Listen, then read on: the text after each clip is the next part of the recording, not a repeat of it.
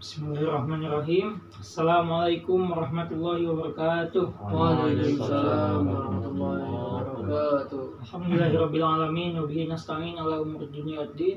Shalatu wassalamu ala asyrofil anbiya'i wal mursalin sayyidina wa maulana Muhammadin wa ala alihi wa sahbihi ajmain. Pertama, marilah kita panjatkan puji syukur kehadirat kita, kehadirat Allah Subhanahu wa taala. Salawat serta salam semoga terlimpah curahkan kepada junjungan kita Nabi besar Muhammad sallallahu alaihi wasallam. Teman-teman hadirin jamaah sekalian, saya ingin menyampaikan beberapa nasihat dari ulama untuk kita semuanya yang merasa pernah meninggalkan sholat atau yang sering meremehkan ibadah sholat, yang sampai hari ini masih mengabaikan sholat. Para ulama menjelaskan banyak sekali ayat-ayat dan juga hadis tentang ancaman dari Allah bagi orang yang meninggalkan sholat. Bahkan kalau kita membaca di dalam rukun Islam, sholat itu termasuk rukun yang kedua setelah syahadat. Artinya akan ditolak keislaman seseorang walaupun dia mengatakan asyhadu an la ilaha illallah wa anna muhammadar rasulullah, tetapi dia tidak melaksanakan sholat secara sengaja tanpa uzur yang diperkenankan. Bahkan di dalam Al-Quran, Allah berkali-kali memberikan kalimat ancaman, diantaranya fawailul lil musallin alladzina hum an sholatihim sahun, yang artinya celaka orang yang sholat, yaitu orang yang lalai dalam sholatnya. Apa maksud orang yang lalai dari sholatnya? Dia udah sholat, tapi sholatnya asal-asalan. Orang yang sholatnya tidak khusyuk, orang yang sholatnya kadang dia lakukan, kadang dia tinggalkan. Orang yang sholatnya buru-buru, tidak memenuhi rukun, orang yang sholatnya nggak benar wudunya atau bersucinya. Lalu bagaimana dengan orang yang tidak sholat? Makanya Allah Subhanahu wa taala menggolongkan di antara ciri-ciri yang paling jelas terhadap kemunafikan seseorang adalah dia malas dalam ibadah sholat, bukan tidak sholat, tapi malas dalam ibadah sholatnya. Allah berfirman dalam surat An-Nisa, wa idza qamu ila sholah qamu kusala. Kalau mereka berdiri untuk sholat, mereka berdiri dalam keadaan kusala, bermalas-malasan.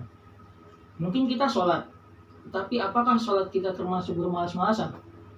Jangan-jangan kita termasuk orang-orang yang sahun walaupun sholat, lalai walaupun sholat. Jangan-jangan kita termasuk orang yang kusala, orang yang bermalas-malasan walaupun kita lakukan ibadah itu. Seandainya kita termasuk orang-orang yang lalai atau orang-orang yang bermalas-malasan dalam sholat, na'udzubillah, berarti masih ada kemunafikan dalam diri kita. Tertolak iman dan Islamnya di sisi Allah Subhanahu wa ta'ala. Jemaah yang dirahmati Allah, sholat adalah satu-satunya ikatan antara kita dengan langit. Sholat adalah satu-satunya ikatan antara hamba dengan Allah. Sehingga ketika kita meninggalkan sholat satu kali saja, berarti kita telah memutuskan ikatan kita dengan Allah. Lalu bagaimana akan mendapatkan pertolongan Allah ketika kita butuh, sementara kita nggak punya ikatan apa-apa dengan Allah? Ketika kita tidak punya ikatan apa-apa dengan seseorang, bagaimana kita akan berharap orang itu menolong kita?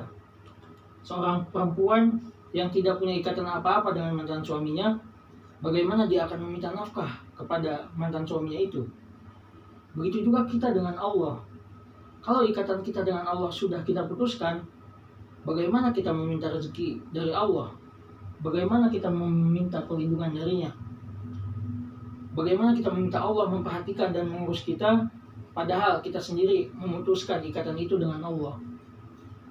Satu-satunya, kata ulama, ikatan hamba dengan Rabb-nya adalah as-sholah.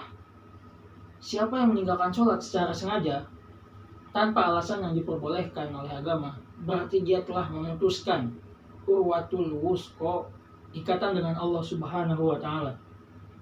Bahkan para ulama sampai berpendapat, seandainya seseorang meninggalkan sholat sampai akhir hayatnya, maka ketika dia meninggal, dia tidak boleh dikuburkan di kuburan kaum muslimin. Dia tidak boleh disolatkan oleh ulamanya kaum muslimin, kecuali hanya oleh keluarganya sendiri. Bahkan ketika dia masih hidup, jika dia tidak melakukan ibadah sholat secara sengaja dalam waktu yang lama, maka ulama mengatakan istrinya harus meminta cerai kepadanya. Seandainya dia suami itu harus menceraikan istrinya. Kenapa? Tidak halal bagi seorang perempuan mukminah menikah dengan laki-laki yang meninggalkan sholat.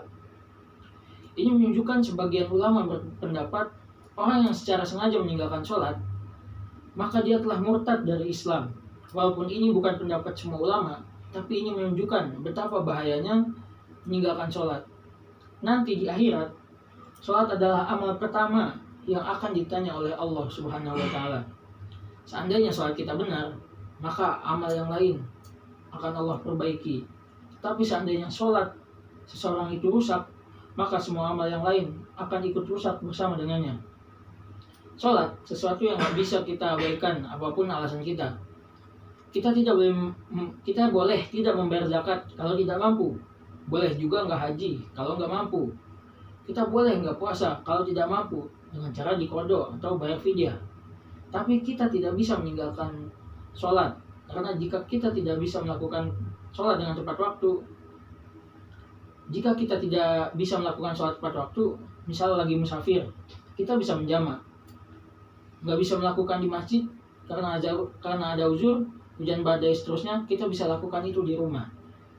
Tidak bisa melakukan secara berdiri, bisa duduk atau berbaring. Tidak ada alasan meninggalkan sholat, saking pentingnya ibadah ini. Allah nggak mau kita memutuskan Allah. Orang yang meninggalkan sholat berarti dia telah memutuskan hubungannya dengan Allah. Apa rasanya diputuskan tanpa alasan? Kita udah baik kepada seseorang, kita perhatian kepada orang itu, kita berkorban, tapi tiba-tiba dia ngajak kita putus tanpa alasan. Gimana perasaan kita? Sakit hati. Begitulah perasaan Allah ketika hambanya memutuskan hubungan dengan Allah dengan cara meninggalkan ibadah sholat. Padahal Allah selalu memberikan kebaikan ke dalam hidupnya. Jangan putuskan Allah dengan meninggalkan sholat. Mudah-mudahan kita menjaga sholat, Allah juga menjaga kita. Amin. Cukup sekian yang kiranya dapat saya sampaikan. Kurang lebihnya mohon maaf. Ihdinas siratal mustaqim. Assalamualaikum warahmatullahi wabarakatuh. Waalaikumsalam.